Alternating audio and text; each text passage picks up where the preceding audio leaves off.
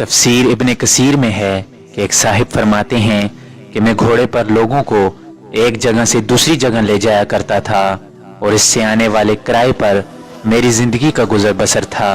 ایک بار ایک شخص نے گھوڑا کرائے پر لیا، میں نے اسے سوار کیا اور اس کی منزل کی طرف چل پڑا۔ ایک جگہ پر 2 راستے تھے۔ جب ہم وہاں پہنچے تو اس نے کہا کہ اس راستے سے چلو، تو جب میں نے اس سے کہا کہ اس راستے سے میں بالکل نہ واقف ہوں اور جب کہ سیدھا راستہ تو دوسری سائیڈ والا ہے، تو اس نے کہا کہ اس راستے سے میں اچھی طرح سے واقف ہوں، تم چلو۔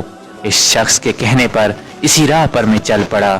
تھوڑی دیر کے بعد ہم یکا یک بیابان میں آ گئے جہاں آگے کوئی راستہ نظر نہیں آ رہا تھا اور نہایت ہی خطرناک جنگل تھا۔ میں ڈر گیا اور وہ مجھ سے کہنے لگا کہ یہاں رک جاؤ، مجھے یہیں اترنا ہے۔ میں نے گھوڑا روکا، وہ شخص اترا اور اس نے اپنے کپڑے ٹھیک کیے اور اچانک کپڑوں سے چھری نکال کر مجھ پر حملہ کر دیا اور مجھے پکڑ لیا۔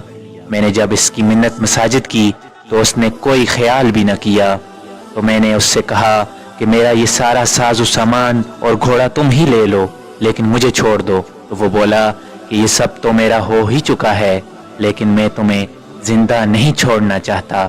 میں نے اسے اللہ کا خوف دلایا اور آخرت کے عذابوں سے ڈرایا، لیکن کسی چیز کا اس پر اثر نہیں ہوا۔ اب میں مایوس ہو گیا اور مرنے کے لیے تیار ہو گیا۔ میں نے اس سے ایک آخری التجا کی کہ چلو تم نے اگر مجھے مار ہی دینا ہے تو 2 رکعت نماز ہی ادا کر لینے دو۔ اس شخص نے کہا چلو ٹھیک ہے، جلدی پڑھ لو۔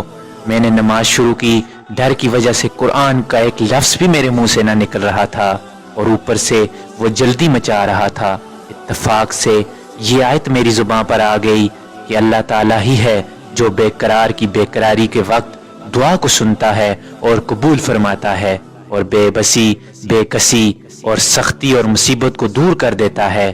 بس اس آیت کا زبان سے جاری ہونا ہی تھا کہ ایک شخص بیچوں بیچ جنگل میں سے ایک گھوڑے پر سوار تیزی سے نیزہ تانے ہوئے ہماری طرف آ رہا تھا اور بغیر کچھ کہے ڈاکو کے پیٹ میں اس نے اپنا نیزہ گھسیڑ دیا جو اس کے جگر کے آر پار ہو گیا اور وہ بے جان ہو کر گر گیا اور سوار شخص وہاں سے جانے لگا تو میں نے اس کے پاؤں پکڑ لیے اور اس سے پوچھا کہ تم کون ہو؟